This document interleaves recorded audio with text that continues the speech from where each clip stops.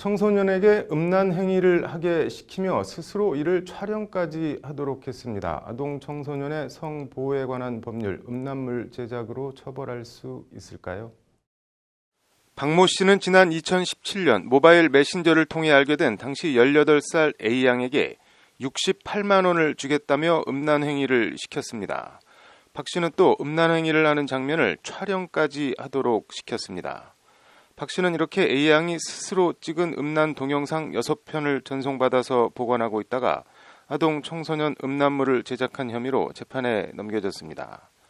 아동 청소년의 성보호법 제11조 1항은 아동 청소년 이용 음란물을 제작, 수입 또는 수출한 자는 무기징역 또는 5년 이상의 유기징역에 처하도록 하고 있습니다. 같은 조 5항은 아동 청소년 이용 음란물임을 알면서 이를 소지한 자는 1년 이하의 징역 또는 2천만 원 이하의 벌금에 처한다고 규정하고 있습니다. 박 씨는 재판 도중 자신은 음란물을 제작한 적이 없다며 형이 무거운 제작 부분에 대해서 법원에 위헌 재정 신청을 냈지만 기각됐습니다. 이에 박 씨는 자신을 아동 청소년 음란물 제작으로 처벌하는 건 죄형 법정주의에 반한다며 헌법재판소에 직접 헌법 소원을 냈습니다. 아동 청소년 음란물 제작의 의미가 광범위하고 불명확해 죄형 법정주의에 반해 위헌이다는 것이 박 씨의 주장입니다.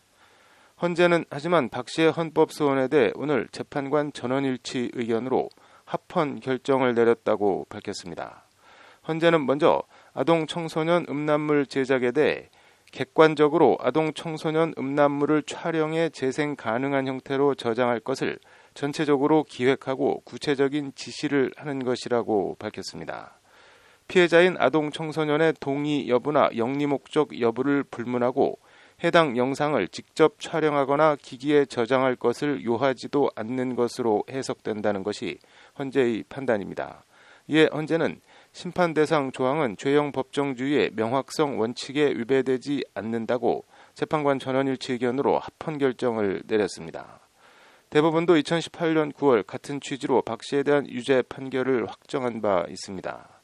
직접 면전에서 촬영하지 않았어도 아동 청소년 음란물을 기획하고 촬영하거나 만드는 과정에서 구체적 지시를 했다면 특별한 사정이 없는 한 아동 청소년 음란물 제작에 해당한다는 것이 대법원 판단입니다.